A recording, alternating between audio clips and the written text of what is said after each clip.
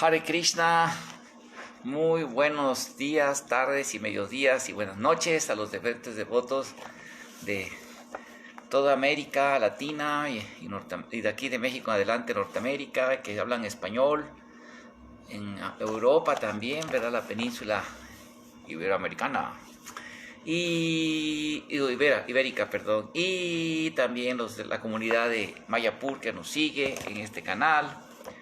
Hare Krishna, muy buenos días, muy buenas tardes, muy buenos mediodías, que estén muy bien. Y bueno, hoy por cuestiones estratégicas del Sankirtan, yo no di la clase de Bhagavatam y me sentí muy motivado a compartir con ustedes como clase hoy un ensayo que tuve la oportunidad de, es una ponencia en un congreso se llama un congreso que se realizó en la Universidad Autónoma de México, UNAM, y en la ciudad universitaria y en diferentes partes de la UNAM, en Filosofía y Letras, en auditorio de Filosofía y Letras, auditorio también de algunos institutos académicos que están frente a la UNAM. Hay esa zona en el área, en el campus de la CU que se llama Ciudad Universitaria. También, para que ustedes, para su información, hay otras universidades particulares, institutos, incluso hay universidades allí teológicas de algunas diferentes sociedades religiosas o iglesias cristianas también, y de estudios de posgrado que son, ¿cómo se llama esto? Están incorporados a universidades muy importantes de Estados Unidos. Y este congreso fue llevado en diferentes salones o diferentes auditorios de esas partes, especialmente en la UNAM. Y me dieron mi diploma de reconocimiento por mi ponencia, invitado por esta institución, porque es un conjunto de instituciones, entre ellas incluso el Observatorio Eclesiástico y muchos eruditos católicos, protestantes, sobre todo católicos, que nos invitaron a este congreso, a mí como devoto de Krishna, como sacerdote brahman y como académico, ¿verdad? Con doctorado en filosofía de la historia, especialmente especializado en el estudio de la religión de la India. Entonces ellos, como la UADC de aquí de Saltillo, en la UADC de aquí de Saltillo, como ya he explicado, ese es mi currículum, y quiero compartirles este ensayo que fue dictado en la revista del Instituto de Estudios Filosóficos, Crítica. Es un instituto aquí también, una asociación civil, cultural, que se formó con académicos, algunos académicos y profesores, y algunos interesados también en los estudios de filosofía, y ex profesores de la Facultad de Filosofía y Letras de la UADC, y así, ¿verdad? Mi amigo, el profesor, el maestro, máster, ¿verdad? Juan José Ramírez, fundador de este instituto, y al cual laboramos editando la revista, fue de los editores principales y encargado de recibir aportaciones por más de 8 años, y por parte de la Universidad Internacional Americana, que fue donde hice mi doctorado, y funjo en lo que es la base original de este consorcio de universidades, que tuvo su origen en el Dharma College International, por la Fundación Dharma. Fue la primera institución que dio origen a la Universidad Internacional Euroamericana, consorcio de muchas universidades de toda Latinoamérica y de España y de Europa, Bélgica, etc. Bueno, entonces, por parte de Keshav Swami, que era también el director del Departamento de Religiones Comparadas de la Universidad Internacional Euroamericana, que a través de él y a través del doctor Santos, ¿verdad? Jesús Eduardo Santos, que también fue uno de mis mentores, más que todo mi sinodal de tesis doctoral, que dio también la firma de mi tesis.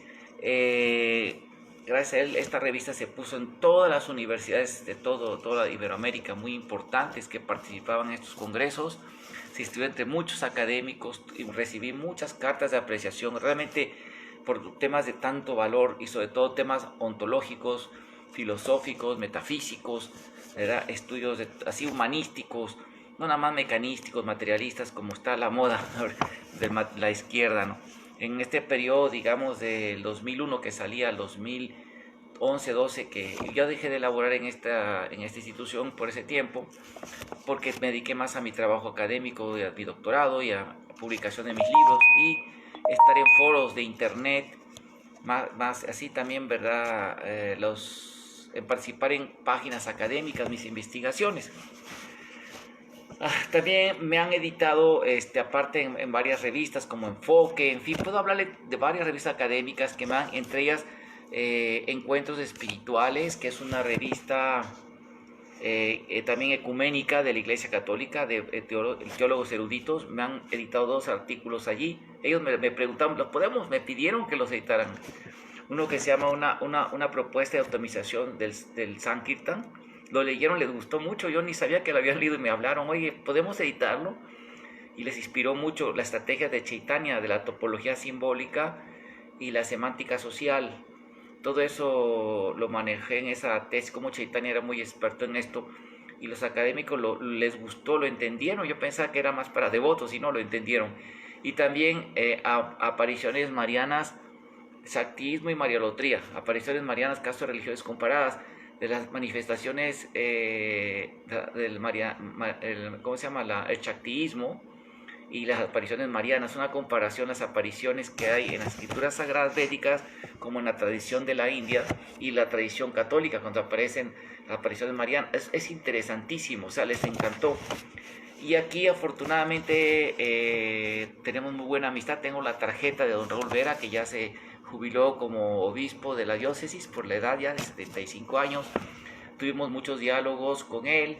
Llevé a Guru Prasad Swami, el GBC aquí, ¿verdad? Su santidad, lo llevé a tener un diálogo también con Maharaj, con el obispo. En fin, también con el obispo Rodolfo Villarreal, allá en Monterrey.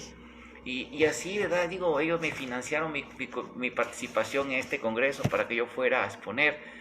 Y una cosa que me dejó sorprendidísimo ahorita es que recibí un video en Brasil, de un párroco y algún grupo de párrocos muy piadosos que invitan a nuestros seguidores de Brasil.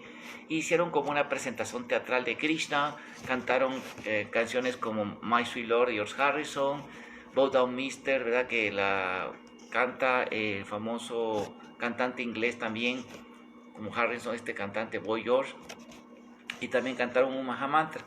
Entonces me espantó que me mandan un canal de un centro Don Bosco católico. No me imaginé que a estas alturas, después de conocer los concilios Vaticano número 2, después de conocer tantos católicos tan respetuosos, tan como dice el concilio Vaticano, el respeto, y mismo el Papa Francisco y todos los papas anteriores a él, mismo el Papa Ratzinger, Juan Pablo VI,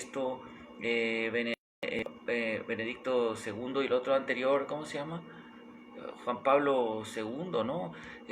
Su Santidad Juan Pablo II. O sea, todos ellos han recibido y tienen un diálogo interreligioso y reciben muy bien a los monjes de nuestras ciudades. Y también muchos monjas, aquí hemos hecho eventos interreligiosos, ¿verdad? Con el obispo Olvera, así que cantan tibetano, nosotros hacemos nuestros mantras y también así cantan los cánticos gregorianos, las monjas, los monjes, en varias universidades como la Salle aquí, en el ITESO en Guadalajara, en la Iberoamericana. A mí también me han invitado, he dado conferencias en Iberoamericana, que son católicos, son tan respetuosos, son personas tan piadosas, tenemos tan buena amistad, ¿no?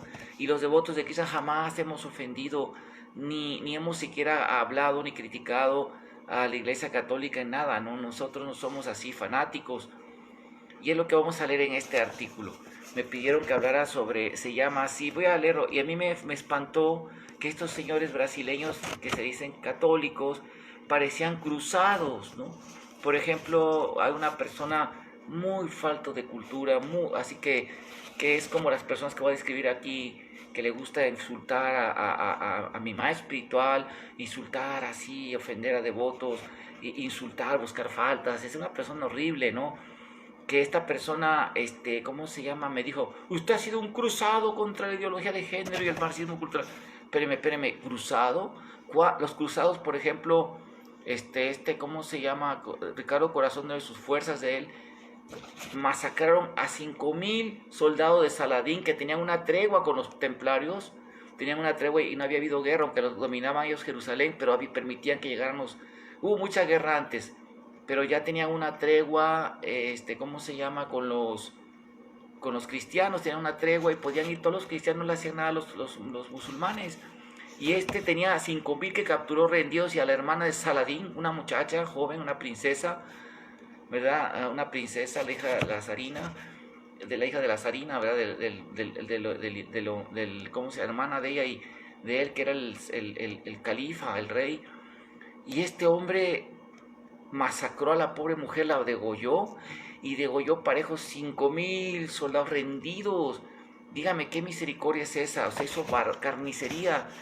Esos son los cruzados, que ni los templarios hicieron eso. Bueno, no soy experto en esa área, hay una película sobre eso, pero es penoso, porque luego también a los mismos templarios para quitarles la riqueza, Ricardo Corazón de León, ¿verdad? Fueron y otros, también los mataron, dizque por herejes, cuando ellos fueron defensores, defendieron tanto la Iglesia Católica, sobre todo en las cruzadas, las primeras cruzadas, y llegaron a tener una tregua, una buena, llegaron a la paz con los musulmanes, que son primos de fe de ellos, son de las mismas religiones abrámicas, y decir cruzado a alguien así.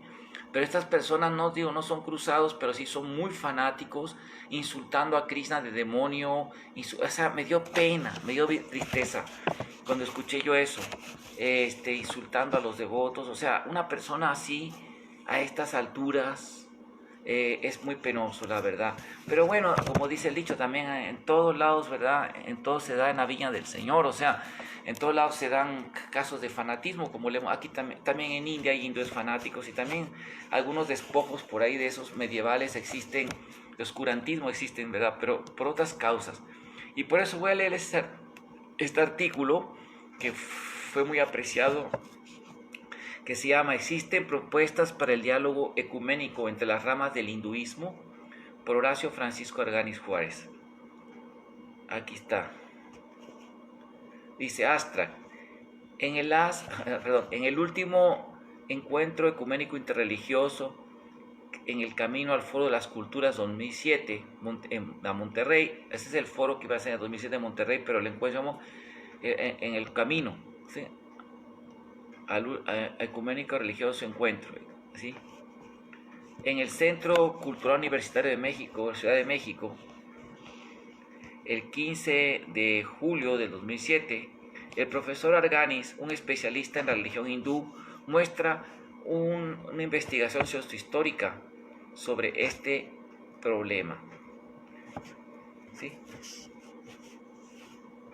En su estudio comparativo, Veda y Torah, Bárbara Goldreich señala: las categorías hinduismo y judaísmo son en sí mismas problemáticas porque la categoría religión representa estructuras teóricas que intentan imponer unidad sobre una multitud de sistemas religiosos diferentes. La compleja amalgama denominada hinduismo abarca una variedad de hinduismos, mientras la fuerza centrípeta de las estructuras brahmínicas de poder han buscado absorber y domesticar corrientes rivales. La fuerza centrífuga de estos centros rivales de poder han persistido, dando inicio a ese incómodo conglomerado de tendencias heterogéneas que los estudiosos occidentales llaman hinduismo. Cita, ¿verdad? Goldreich, Bárbara, Veda y Torah, Harvard University Press. El teólogo Thomas Merton, que era un erudito también, que era un monje, ¿sí?, escribió: la gran civilización religiosa de la India, la cultura viva más antigua del mundo. Merton Thomas en el Bhagavad Gita tal como es, traducción Bhaktivedanta Swami, edición española, Bhaktivedanta Boston, 1986, Argentina. ¿Qué no se debe aclarar sobre la India? El primer problema es que la palabra India, hinduismo e Indostán no existen en la literatura sánscrita, ni en los diccionarios clásicos de dicha lengua. Esas palabras fueron introducidas por los árabes de las provincias vecinas tales como Afganistán, Beluchistán y los persas. Hay un río llamado Sindhu que bordea las provincias noroccidentales de India. Y como los árabes de esos lugares no podían pronunciar bien la palabra Sindhu, llamaban al río Hindu, y a los habitantes de esa extensión de tierra los llamaban hindus. Lo mismo confirmó Allenby, agregando que los griegos también adoptaron ese barbarismo gramatical. Cita de Das Goswami, Saswaru, Reading in the Literature, Bhaktivedanta Trust, USA 1990. No obstante, los antiguos textos sánscritos nos hablan de Bharatavarsha, así se llama la India, Bharatavarsha, cuya religión se denomina védica, o sea, la que se basa en los sagrados Vedas. Estos textos se dividen en tres fuentes principales: Shruti, Smriti y Nyaya. Ahora bien, para los occidentales ha sido muy complejo definir la religión de la India, tanto como para los judíos e islámicos les ha sido difícil comprender el monoteísmo trinitario del cristianismo o el gran panteón de seres divinos del catolicismo. No obstante, en los últimos 3000 años, grandes ramas de adoración han dominado la fe de este pueblo. Los Sakas, quienes veneran a la madre naturaleza en su personalidad de la diosa Durga, con múltiples manifestaciones. Los shivaístas, quienes reverencian a Shiva, el ser que ayuda y asiste a la destrucción del cosmos, y la devoción predominante es al supremo Dios de todo, la causa suprema de todas las causas, Vishnu, y sus diferentes avatars o encarnaciones. Esto ha sido corroborado por destacados eruditos como Louis Renaud, un gran indólogo, quien dictaminó: de hecho, como una religión en el estricto sentido del término, el hinduismo puede casi ser resumido como vishnuismo. Cita: Renaud Louis, Hinduism, Washington Square Press, New York, 1969, página 20. Así, a esta doctrina esencial de la tradición religiosa hinduista, los académicos también la llaman Bhakti, Bhagavataísmo, Vasudevismo, Krishnaísmo, Vaishnavismo y Vishnuismo. Al respecto, el diccionario de las religiones de PIC, del Fondo de Cultura Económica, comenta: otra de las grandes es la de los Vishnuitas, más dulce y humana y mucho menos ascética. Ha producido obras de gran valor literario y filosófico. Y la teoría de la encarnación de Dios satisface a aquellos que anhelan un Dios personal.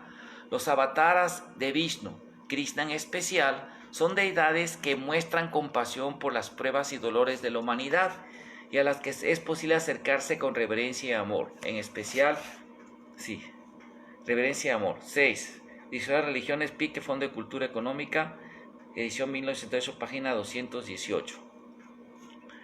Dicha confesión ha tenido varios maestros históricos que le han dado su fundamento. Al respecto, el indólogo Buller comenta: la antigua escuela Bhagavata, consagrada a la adoración de Narayan, Vishnu y su maestro deificado Krishna, datan de un periodo muy anterior al surgimiento de los Jains y entre paréntesis los budistas. Paréntesis mío. 7. Dice, citado por Mayundar Vimamihari Krishna en History and Legend, Universidad de Calcuta, 1969, página 44. Muy bien. Dicha confesión, ya escogimos, Sin embargo, que Krishna es la figura central, ¿verdad?, de esta doctrina. Sin embargo, en el siglo XVI, la persona de Sri Chaitanya Mahaprabhu revitalizó o renovó dicha doctrina, y su movimiento ha llegado a todo el mundo, conocido popularmente como Hare Krishna. Por lo que en este ensayo presentaré la visión ecuménica que predomina en el hinduismo Vaishnava, empezando por citar los libros canónicos. Luego nos enfocaremos en exponer la visión teológica monoteísta universal de dicho sistema dentro de los textos canónicos de la escuela de Chaitanya, llamada Gaudiya Vaishnavismo. Después señalaremos cómo el principal obstáculo para el diálogo es la interpretación canónica de exclusividad de algunas religiones, para terminar por sondear el problema de intolerancia individual de los fieles fundamentalistas que existen en todos los sistemas religiosos y los obstáculos que representan las campañas de proselitismo desleal de algunas denominaciones. Un solo Dios supremo. En el Rig Veda, reconocido como el más arcano de las escrituras, se canta: Ekasat Vipra Bahuda Vadanti. El Ser Supremo es uno, pero los sabios lo llaman con diferentes nombres. Rigveda es Y 164:46. En el Bhagavad Gita se afirma, debido a que yo soy trascendental, o sea, Krishna afirma, debido a que yo soy trascendental y estoy más allá de los seres falibles como infalibles, dice, debido a que soy el más grande de todos, soy célebre en el mundo como en los Vedas, como ese ser supremo. Es 15:18 la cita. El Vaishnavismo no tiene contradicciones. La concesión de tu religión y mi religión está completamente ausentes. Este sistema significa seguir las órdenes dadas por el Señor Supremo, como se establecen en el Bhagavad Gita y los otros textos védicos o otros textos revelados dentro de las grandes religiones históricas. Dios es uno y Dios es para todos. Por lo tanto, todos deben consagrarse a Dios. Es el concepto puro de religión. La historia muestra que los seguidores de los sistemas religiosos sin una clara concepción de Dios han peleado el uno con el otro. Hay muchos ejemplos en la historia de la humanidad, pero los temas de religión que no se concentran en el servicio al Supremo están sujetos a desaparecer y no pueden durar mucho, ya que fomentan la rivalidad. Existen varias estrategias dirigidas contra tales sistemas religiosos y por lo tanto uno debe abandonar la idea de mi Dios y tu Dios, mi Dios con mayúscula y tu Dios con minúscula. Todos deben de creer en Dios como uno solo y entregarse a Él, dentro del sistema religioso donde se pueda lograr mejor esto. Es una elección personal, ¿verdad? Esto se denomina bhakti o servicio con amor devocional por Dios sobre todas las cosas, lo cual no es una creencia sectaria inventada, pues esta entraña en cómo buscar la conexión de todo el mandato toral en todos los textos revelados del mundo. Cuando el señor Chaitanya Mahaprabhu dialogaba con los musulmanes, una tradición que proviene de Abraham, él les citó el Santo Corán en forma comparativa para mostrarles que el mismo Dios Supremo estaba explícito en la revelación judeo-cristiana islámica y la védica. Y este es el punto básico, medular, para llegar a un diálogo ecuménico. De hecho, les sorprenderá saber que en los textos védicos existen profecías sobre la venida de grandes figuras como el Señor Buda, el Señor Jesucristo y Mohammed, como parte del plan de redención para la humanidad. Eso es una realidad. Más obstáculos para el diálogo. Primero que todo, en todas las religiones existen mandatos que son universales, como otros que son histórico-contextuales, singulares y particulares, que no necesariamente se aplican a nuestros tiempos y ameritan una reformulación hermenéutica de actualización. Grandes eruditos en el estudio de las religiones han concluido que los pasajes donde se fomenta la exclusividad de cierto pueblo, de donde provienen las escrituras, son el producto propio de la época. Por ejemplo, el mismo Señor Jesucristo hizo ajustes de los mandatos de la Torá y prohibió que apedrearan a una mujer adúltera, cosa que no se practica en Israel en la actualidad. Entonces, un problema grave es la fosilización de preceptos intolerantes que se refieren a otros cultos muy específicos, incluso mencionados, en este caso en la Biblia, aplicándolos a las otras religiones ahorita en la actualidad. Por ejemplo, en el Nuevo Testamento encontramos que una piedra angular que forjó el criterio de los cristianos hacia las otras religiones y doctrinas fue Pablo de Tarso, ya que hasta donde nos informan los especialistas, él difiere mucho del cristianismo presentado por los apóstoles y Jesús, y hasta fue disidente de Pedro. ¿Sabían eso? Hasta casi se agarran a golpes con San Pedrito. Cristo nunca declaró nada negativo contra las otras religiones, ¿sí? Sin embargo, para los creyentes exclusivistas, o sea, que piensan que excluyen a los demás siendo que son los únicos, existen pasajes que se pueden acomodar con los conversos de las religiones orientales. Vean esto. El Espíritu dice claramente que en los últimos tiempos algunos apostatarán de la fe, eso dijo Pablo, entregándose a espíritus engañadores y doctrinas diabólicas por la hipocresía de embaucadores que tienen marcada a fuego su propia conciencia. Estos prohíben el matrimonio y el uso de alimentos que Dios creó para que fueran comidos en acción de gracias por los creyentes y por los que han conocido la verdad. Si tú enseñas estas cosas a tus hermanos, serás un buen ministro de Cristo Jesús, alimentando con las palabras de la fe y la buena doctrina que has seguido fielmente. Rechaza en cambio las fábulas profanas y los cuentos de las viejas. 8. Primera de Timoteo 4:10.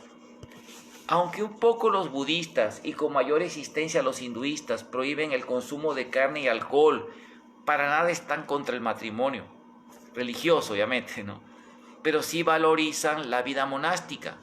Lo interesante del caso es que todas las religiones contienen prescripciones escatológicas, o sea, de la vida después de la muerte, ¿verdad? Que son de carácter regional y no universal. Por ejemplo, los budistas vegetarianos reformados podrían utilizar en forma similar el siguiente pasaje de su preceptor, o sea, de Buda, con los cuales clasificarían a los cristianos activistas que por siglos han lanzado su cruzada en el Oriente, sobre todo en el sur de Asia, y en Oriente que hay muchos budistas, ¿no? Dice esta cita, fíjense, después del paranirvana, de mi paranirvana, o sea, del óbito del señor Buda, en el último milenio se encontrarán por doquier diferentes clases de espíritus malignos, que embaucarán a la gente y enseñarán que se puede comer carne, y así lograrán la iluminación. Cita el Surangama, citado en Caprio Filis, de respeto a la vida, la causa budista para ser vegetariano, Árbol Editorial México, 1989, página 46. O sea, se parecen las citas, pero en este caso una dice, usan los fundamentalistas cristianos, los fanáticos cristianos, lo usan exclusivistas para rechazar a las religiones que son vegetarianas, como budismo, hinduismo, y le da una cita muy parecida de Buda, casi igual, pero es para rechazar a los, ¿cómo se llama? A los que comen carne, ¿no? Si vamos a esas citas, pues imagínense. Otro ejemplo sería las siguientes sentencias de Krishna en el texto más canónico de las denominaciones hinduistas. Esos herejes que son sumamente necios, que son los más bajos de la humanidad, a quienes la ilusión les ha robado su conocimiento y que participan de la naturaleza atea de los demonios, no se consagran a mí. O sea que con esa cita podemos también, si no te deja la forma específica de Krishna, ya eres hereje, demonio, ¿no? ¿Sí me explico? O sea, son citas. Aquí está. Es fácil notar el sabor regional que contienen dichos pasajes, los que ameritan una reformulación hermenéutica. Pues no vamos a leer la Biblia con el diccionario sánscrito ni viceversa. Pues sí. El investigador debe ser fenoménico y estudiar las religiones en sus propios términos, en sus propios contextos, por lo que es indispensable el despojarse del fundamentalismo canónico. Si queremos llegar a un sincero diálogo interreligioso y aplicar debidamente las actualizaciones hermenéuticas a nuestras escrituras, ¿sí?, en relación con el contexto global actual. Ok, vamos a ver, seguir leyendo. Por lo que si uno milita con exclusividad por la religión hindú, la musulmana, la religión cristiana, esta religión o aquella, habrá conflictos. En el texto más importante de la India, el Srimad Bhagavatam, se dice, fíjese lo que dice aquí: ¿cómo puede un sistema religioso que produce envidia y odio de uno hacia los otros ser benéfico para uno mismo y para ellos? ¿Qué sería lo humanitario de seguir tal sistema? ¿Qué sería realmente la ganancia de eso? Pues te causa pena a uno mismo debido al odio, como un tipo de autoenvidia. Por causar dolor a los otros se cae en la práctica religiosa y uno provoca tu ira, Señor. Cita Srimad Bhagavatam de Jayapayana Vyasa, traducción por Bhakti Swami, ¿sí? Bhaktivedanta Pustrut, es el capítulo, el canto 6, texto 42-43. Sexto canto, capítulo 42-43. Texto 42-43, es sexto canto. Es una cita directa del Bhagavatam. Vamos a leer ahora. O sea que aquí está diciendo que las personas que practican, que fomentan el odio contra las otras religiones, solo atraen la ira del Señor Supremo. Vamos a seguir leyendo. Los fundamentalistas, digamos así es eso. ¿Qué significa esto? Vamos a leer. Uno de los mayores mayúsculos problemas que ha desacreditado las grandes religiones ha sido la intolerancia, el fanatismo, el etnocentrismo, el racismo, la discriminación, los estereotipos y otras conductas fóbicas, paranoides de algunos individuos creyentes, que no son más que la proyección de la debilidad humana ante otros y toman como válvula de escape la religión, creando problemas muy notorios tanto en la historia como en la actualidad. La antropóloga Ana María Zagari define dicha postura como: entiendo por fundamentalismo de creencias o impostado aquella posición teórica y práctica que afirma que su verdad es la única verdad y que propone una actitud agresiva contra los que consideran no verdades. Su consecuencia inmediata es definir al adversario o enemigo como inferior, peligroso, maléfico, infiel y por lo tanto inhumano. Y eso es lo que vemos en este caballero, ¿no?, de Don Bosco, o sea, así. El fenómeno fue meticulosamente advertido por uno de los más grandes teólogos del Vaishnavismo, Bhaktivinoda, siglo XIX. El verdadero crítico es un juez generoso y evita el prejuicio partidista. Uno quien es fanático seguidor de Mohammed encontrará ciertamente las doctrinas del Nuevo Testamento como el invento del ángel caído, del diablo. Un cristiano trinitario, por un lado, denunciará los preceptos de Mohammed como los de un reformador ambicioso. La razón es simple: el crítico debe tener la misma disposición de mente que el autor cuyos méritos le toca juzgar.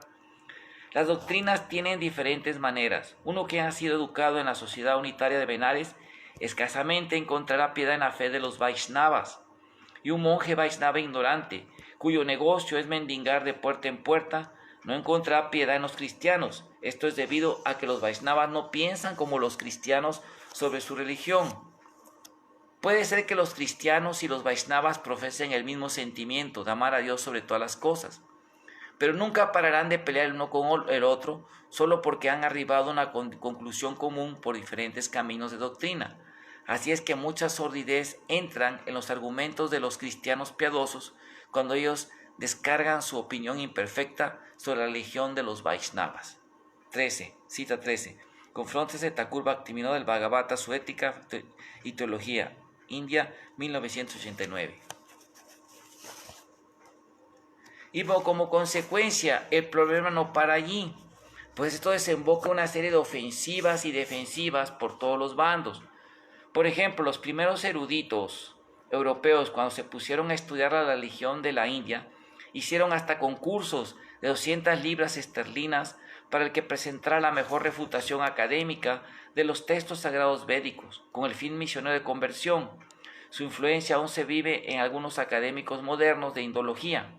En respuesta, los hindúes nacionalistas y fundamentalistas responden utilizando todo el sistema de hipercrítica de los racionalistas del siglo de las luces contra la tradición judeocristiana. Hay páginas web enteras que promueven la inexistencia histórica de Jesús, como el Tratado de Acharya S., que usa un sinónimo, es una autora, Marlit Mordo, ya hemos leído de ella, ¿verdad?, que usa un nombre hindú. Mientras tanto, los cristianos, tanto de Occidente como los misioneros en India, difunden los textos y teorías obsoletas del hipercriticismo de los primeros indólogos catequistas, catalogando de mitología las religiones budista, hinduista y maometana. Los judíos, por su parte, fueron los cultores de muchas teorías ateizantes sobre el cristianismo, que han contribuido al ateísmo metodológico que se emplea en los actuales estudios sociales de religión, como la terminología de mitología cristiana, etc. No obstante, una advertencia fue bien registrada por uno de los compiladores del canon de la escuela de Chaitanya, Vrindavan Das Thakur, siglo XVI. Cita: las personas de diferentes religiones alaban las cualidades y los santos nombres del Señor de acuerdo a la versión de sus escrituras. El Señor Supremo acepta la modalidad de cada uno.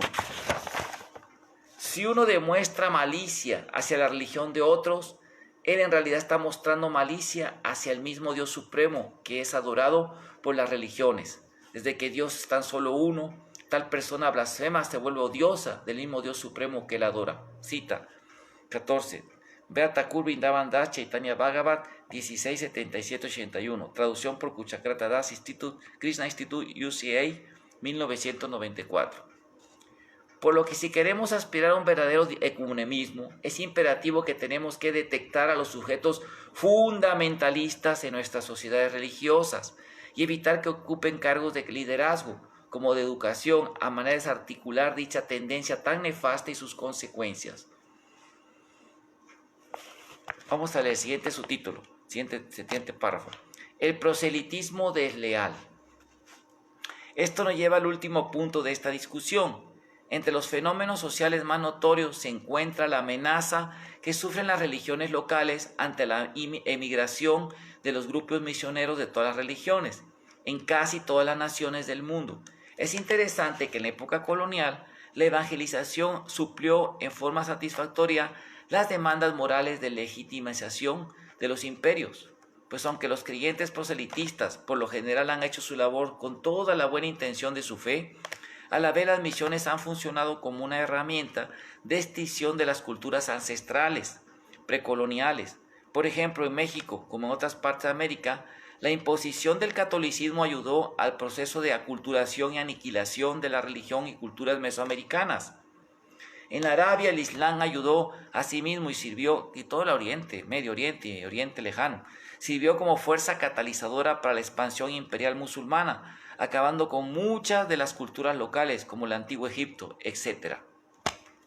En edad contemporánea, debido a la globalización mercantil, el papel de los grupos misioneros de Estados Unidos de América ha sido notorio en el proceso de aculturación, al importar sus ideales muy propios de la tradición estadounidense, y como consecuencia la erosión de las culturas y herencias locales. Algunos críticos de la izquierda extrema han arguido que la infiltración de misioneros agresivos de las múltiples ramas evangélicas junto a los mal llamados nuevos movimientos religiosos fueron creados por la CIA, como estrategia de seducción ideológica contra la invasión persuasiva de los catequistas del socialismo real, quienes eran financiados por la expansión del Imperio Rojo en la Guerra Fría. Aunque esto tiende a sonar convincente para muchos, una de las características propias de los servicios de inteligencia de Estados Unidos, de la CIA, es precisamente su rigurosidad y planeamiento, sobre todo a futuro. Ahora bien, existe un fuerte apoyo financiero por parte de ciertos sectores norteamericanos para la evangelización en Latinoamérica e India. Es obvio que desde los mismos ministros reciben sus salarios tanto de sus propias denominaciones como del extranjero para apoyar sus misiones. Ahora, la reevangelización en tierras cristianas, como aquí en Latinoamérica, es una táctica cuyos resultados son muy predecibles, que en lugares donde construye una cultura de invasión, como en los países musulmanes, budistas o hinduistas, obviamente, ¿no? En todo caso, la CIA pudo pronosticar muy bien los resultados en cuanto a mermar el proselitismo del socialismo, pero propagar religiones extranjeras en países latinoamericanos, como el budismo o hinduismo, es prometedor para quien quiera apostarle a esta táctica ante la expansión sistemática de la doctrina socialista. Claro, obviamente las apuestas son de 100 a 1, por lo menos, son de 100 a 1 millón. ¿Qué quiere decir esto? Porque así los de la izquierda extrema acusaban al movimiento de ser de la CIA, ¿no? Pero ustedes creen que un movimiento que enseña antivalores a los valores de tomar, beber, que ya los tiene y que tiene una religión bien arraigada ya desde 500 años, como es el catolicismo, que el comer carne, costumbres como así, ¿no? La dieta con carne, comer así carne que no vegetariana, con una religión que enseña todo lo opuesto, creen que la CIA va a estar preocupada en meter una idea así. ¿A quién le va a interesar tanto eso? En cambio, las iglesias cristianas sí, porque ya tienen esa religión, ¿no? Digo, es una comparación, yo no tengo una prueba absoluta de que así sea, ¿verdad? Pero de que sí reciben apoyo de muchos grupos financiados así de grupos de allá de Estados Unidos, sí lo reciben las iglesias cristianas, evangélicas, reciben mucho apoyo. Muy bien, seguimos adelante. No obstante que con los compañías proselitistas del racismo evangélico, las apuestas resultaron bastante satisfactorias, al grado que en la actualidad el racismo orgánico de atomización evangélica en conjunto aumenta un 50% cada año, mientras que la religión católica se vuelve una cultura de resistencia y el socialismo real casi está en vías de extinción. Eso fue en el 2007, ahorita volvió a surgir, y en la forma de neomarxismo. Ya hemos dado clases de esto, ¿verdad? Lo que nos lleva a considerar que las misiones de religiones provenientes de Asia se pueden deslindar de tal táctica. Pues sí, o sea, ¿quién le va a gustar eso? No ignorar que la prédica de los grupos evangelizantes agresivos realiza maniobras desleales contra el hinduismo. Los reportes muestran que existen tácticas arbitrarias en India, ¿sí? Como préstamos, servicio médico comprometedor, el uso de indumentaria regional, trata de compra de venta de niños, y no solo en India, sino en toda Asia. Eso hace las iglesias, incluso con todo respeto a algunas ramas católicas. En India usan ropa así, ¿no? Por ejemplo, estas personas de Brasil, de Don Bosco, de Centro, están diciendo que, criticando el uso de sari de las devotas, como en Castro, que no sé qué, pero el sari lo usan las monjas allá católicas de varias horas, especialmente las damas de la caridad, ¿no? De Calcuta, ¿no? De la madre de Teresa de Calcuta, usan sari blanco, que es el sari blanco es la ropa oficial de las viudas, mujeres ya religiosas, viejitas, que se consagran a la vida espiritual, y ellos usan eso como estrategia de penetración. Y en muchos templos son al estilo védico, sus monasterios, y se visten de azafrán los sacerdotes, los monjes, todo para aculturar a la gente, o sea, y él no está criticando. Así es, gente, es que bueno, ya sabemos, fundamentalistas hay en todos lados, ¿no? Obviamente. Muy bien. Además también, por ejemplo, agarran a la gente, le dicen, me lo dijo el doctor Ramkrishna Rao, a la gente le dicen, mira, tú vienen bien pobres, necesitamos dinero aquí, te vamos a dar comida y todo, pero vuélvete cristiano y te damos empleo, le dan empleo en la misma iglesia, hacen empresas de trabajo ahí. Y luego, pero a tus hijos tienes que darlos para que sean monjes y monjas desde niños, ya los mandan acá a Europa, a los seminarios del Vaticano, y regresan bien adoctrinados a seguir predicando allá. Eso es una compra de esclavos, porque no dejan que el niño por su propia vocación lo decida. Eso es una cosa interesante, ¿verdad? Que podemos hablar de eso, se ha cuestionado mucho en India todo esto. Muy bien. Yo he estado en congresos de estos temas, ahí por parte de las organizaciones ecuménicas hindúes, de grupos hindúes. Muy bien, ok, seguimos. Además, levantar guerrilleros de ultraderecha cristiana en las zonas tribales nororientales, ¿verdad? Está pasando y las iglesias financian grupos así para independizar estados, para volverlos que sean cristianos y cometen actos de terrorismo. Esto documentado, no es una cosa que yo me la saco de la manga. Está documentado en varios documentos. Prabhu Stephen Knapp, Sinandananda Das, tiene esos documentos, lo presenta en sus libros. Yo he estado en congresos donde hablan los hindúes, se quejan de todo esto. Por parte de los predicadores, no digo son católicos, son protestantes, por parte de los predicadores recalcitrantes. Cuando los fieles hindúes protestan contra esto a nivel legal, las misiones de todas las iglesias cristianas, incluyendo la católica, apelan a que los hindúes también tienen ramas misioneras que están convirtiendo a miles de personas en occidente al hinduismo, tales como el movimiento Hare Krishna, y que ellos han sido tolerantes y fraternos. Mientras que en la realidad es que en América y Europa, las iglesias han hecho campañas de publicidad por todos los mass media para denigrar a dicha misión hinduista como un culto o secta peligrosa proveniente de Estados Unidos. Así y eso, ya pararon, pero hubo un tiempo en que sí nos atacaron así mucho. Las iglesias cristianas y también grupos religiosos judíos, iglesias, ¿verdad? Grupos así judíos. Mientras que en India lo catalogan, y en India los mismos lo catalogan de un grupo fundamentalista hindú, a nosotros, tradicionalista, antiprogresista. Así, claro, allá. Acá en Occidente, no, ellos vienen de Estados Unidos, así predican a la gente, ¿no? Y allá dicen, no, ellos son fundamentalistas, antiprogresistas, no son, ¿verdad? Que no son globales, etcétera, al movimiento Hare Krishna, los grupos cristianos. Además, la promesa de los evangélicos de convertir el mundo entero en Estados Unidos, el reino de Dios entre paréntesis, como lo demuestran en la iconografía de sus revistas, que apela a todo el ideal explícito de la mercadotecnia de los medios. O sea, en sus revistas estos grupos cristianos vemos que ponen el cielo, lo ponen todo como Estados Unidos, así como es Estados Unidos ahorita. Así ponen, ¿no? Falta el Blockbuster, ya no está hablando, falta ahí el McDonald's, también ponen, ¿no? El Kentucky Fried Chicken, todo al estilo Estados Unidos. Y así dice que va a ser el reino de Dios. Así lo ponen en sus fotos, en su iconografía, ¿no? En sus pinturas. Cuando vemos que tales grupos utilizan como prototipos jóvenes rubios de ambos sexos, vistiendo al estilo de Estados Unidos. De hecho, algunos grupos de estos, para ser miembros de su denominación, le cambian los nombres regionales por ingleses en los registros civiles. De Sanshu, por ejemplo, en el sur de Asia, a Sangnok, sí, ya se llama Sangnok, ¿no? Y mandan a muchachas y muchachas muy bonitos, así, ¿no? Muchachas así muy bonitas, así, ¿no? Americanas de Estados Unidos, y ponen fotos todas de puros muchachos y muchachas así americanos, ¿no? Así muy, ¿no? Muy todo así, ese es el modelo y la gente se fascina por eso, ¿no? Le cambian el nombre a de Sanshu, se llamaba un vietnamés, y ahora se llama Sang Nok, ¿no? Esto demuestra de antemano que el yanquizar las culturas locales es parte de este mecanismo. Pues es un proceso de aculturación normal, como no también ponemos de hindú, ¿verdad? Así, nombres védicos. A diferencia de las misiones orientales como el hinduismo, que respeta las tradiciones locales y no intenta convertir a nadie que tenga una fe definida e invita a los otros creyentes a ser buenos seguidores de su propia religión, que es lo que se llama Prabhupada, ¿sí? La tendencia de los grupos evangélicos Made in AUCA, o sea, hechos en Estados Unidos, poseen en sus ideales el destruir y aniquilar las tradiciones locales, por considerarlas paganas y el producto del diablo, mientras que la Iglesia Católica tan solo domesticó dichas tradiciones, las domestica. ¿Sí?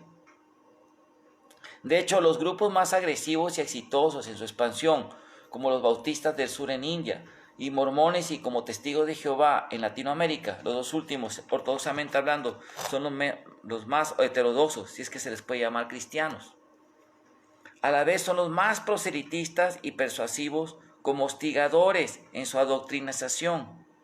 También manifiestan más su tendencia a imponer la cultura gringa. Sí, pues es su cultura. Solo imaginar que por volverse feligreses de tales grupos, consciente e inconscientemente se están sintiendo aceptados como citizens, UCA citizens, ¿me entienden? Como ciudadanos de Estados Unidos, del primer mundo, lo que significa que ya podrán gozar de los privilegios del progreso, de la globalización, ¿no? La Burger Boy, la McDonald's, Kentucky Fried Chicken, etc. Mientras que pertenecer a cualquier otra religión local es quedarse en el retroceso, en la desarmonía con la globalización. Veamos un poco los aparentes desventajas. Ser hinduista significa representar una cultura exótica que hasta muy recientemente se le respeta en términos de su economía. Sí, siempre la India la ven como un lugar muy pobre y así se le la imagen, ¿no? Incivilizado, negros, ¿no? Hasta muy gente que están surgiendo como una gran economía, ¿no? Y donde quiera que hay hindúes son muy respetados, pues son gente muy estudiosa y ya están en todos los programas, salen los programas de televisión, los hindúes siempre, ¿no? Ya por la diáspora hindú. Pero antes siempre le imagen la India, una India así, cero, ¿no? Pobre, miserable, ¿no? Así, muy bien. Es exótico, ¿no? No comer carne, no beber cerveza, no ir a Las Vegas a apostar, no sexo extramarital, o sea, fuera del matrimonio sagrado, etc. Anclarse en una tradición milenaria con tabúes, a prohibiciones, etc. Esto no coincide con los símbolos de éxito de la sociedad globalizante, mientras que ser de las múltiples denominaciones evangélicas es representativo de los símbolos del progreso globalizante. Entonces, de seguir la expansión del gran racimo atomizante evangélico, en el futuro veremos cómo influenciará en las elecciones de los partidos políticos. Por lo que al rato no será raro tener el poder a personas de tal ideología, que como norma contienen la intolerancia y la extinción del folclore y costumbres regionales. Así que de continuar tal florecimiento, no será extraño que muy a futuro se prohíba la alabanza a la bandera nacional, a la patria, a los héroes de las naciones, por ser paganos. La danza, indumentaria y música regionales se proscribirán por ser diabólicas. Las garantías y libertades que nos brindan nuestras repúblicas democráticas serán reducidas u oprimidas, más lo evangélico, lo primermundista, entre paréntesis, UCA, los Estados Unidos, será lo apreciado. De hecho, variados conversos a los múltiples temas evangelistas quizá no están conscientes, pero que tan solo ellos son ortoprácticos. O sea, muchos de los que se vuelven aquí seguidores de la iglesia también en India, ¿no? De los evangélicos, no saben que nada más ellos sí practican. Le voy a decir por qué. O sea, los que ellos se vuelven muy estrictos en seguir, ¿no? Dice así. Pues en los países de primermundistas, Europa y Estados Unidos, evangélicos, los muchachos tan solo son de nombre. Esto se puede constatar con los variados jóvenes que vienen a las playas mexicanas como Spring Breakers, quienes, aunque son hijos de los nacidos de la cultura evangélica, así, ¿verdad?, de Estados Unidos, son totalmente hedonistas, sensualistas, drogadictos, vienen a hacer desmanes, ¿no? Así es. Por lo que urge una estrategia para lograr el equilibrio con dichas denominaciones, ya sea que por buscar la negociación, lo cual es muy difícil con este tipo de personas, junto con educación interna y de todas las congregaciones y crear estructuras que suplan las necesidades que ofrecen dichos grupos agresivos y ver la manera de civilizadamente y sanamente domesticarlos, como también crear pactos entre los grupos que sí están dispuestos al diálogo interreligioso para evitar dichas tácticas y fomentar el respeto y la cooperación aproselitista unilateral. Conclusión. De hecho, se podía ampliar de manera extensiva esta ponencia, pero los investigadores podrían enriquecer su horizonte cultural por ellos mismos, realizando más estudios tanto en las fuentes existentes como el trabajo de campo en la doctrina religiosa de Chaitanya. Así que el tema está fértil para continuar con más pesquisas, ya que la cuestión es, ¿será posible el ecumenismo? Si partimos de la definición oficial, movimiento tendente a unificar todos los cristianos con el objetivo de restaurar la Iglesia Universal, es el ver Océano Diccionario 1, Océano 1, color diccionario enciclopédico, Grupo Interoceánico, 1995, página 550. Definitivamente no. O sea, movimiento que tiende a unificar a todos los cristianos con el objetivo de restaurar la Iglesia Universal, definitivamente no se va a lograr, ¿sí? Sin embargo, sí se puede aspirar al diálogo interreligioso, como a los convenios de respeto mutuo, a negociaciones de apreciación que nutran y enriquezcan a todos los seguidores fieles de las grandes religiones teístas reveladas, como a los creyentes de otras formas de adoración. Y a mi visión, esas aportaciones propias de la doctrina de Chaitanya, el monoteísmo universal, la aceptación de una revelación universal por Dios en las grandes tradiciones religiosas, como mi realización personal es superar el exclusivismo canónico, junto con el fundamentalismo individual y la tentativa de sanamente negociar y parar con las tácticas de proselitismo desleal y agresivo de algunos grupos, ser uno de los ladrillos en la construcción de un verdadero y sincero diálogo interreligioso, por lo que ante los hechos discutidos, el tema nos invita a una profunda reflexión sobre la necesidad de construir tal diálogo. Bueno, entonces esta fue esta ponencia en el 2007 y espero que esto, ya que estamos en YouTube, se los vamos a pasar, pero la gente que es de mala fe no va a aceptar esto. La gente de buena fe sí lo va a aceptar, ¿verdad? Lo va a apreciar. Bueno, muchas gracias. Aquí hay un, no sé, voy a ver si que dices, un comentario de Fernando, Pacta Fernando. Mis reverencias, querido y enfático devoto, gran predicador de las glorias de Sri Chaitanya Mahaprabhu, con gran humor y determinación por complacer a su Gurudeva, Jai Haribol, acepte mis reverencias. Igualmente, Bhakta Fernando, reverencias, saludos. Y bueno, vamos a dejar aquí. Si tienen preguntas, pueden en los comentarios preguntar y con mucho gusto trataremos de responderles. Bueno, esperemos que les haya servido esto de información. Todas las glorias a Srila Prabhupada. Ki Jai.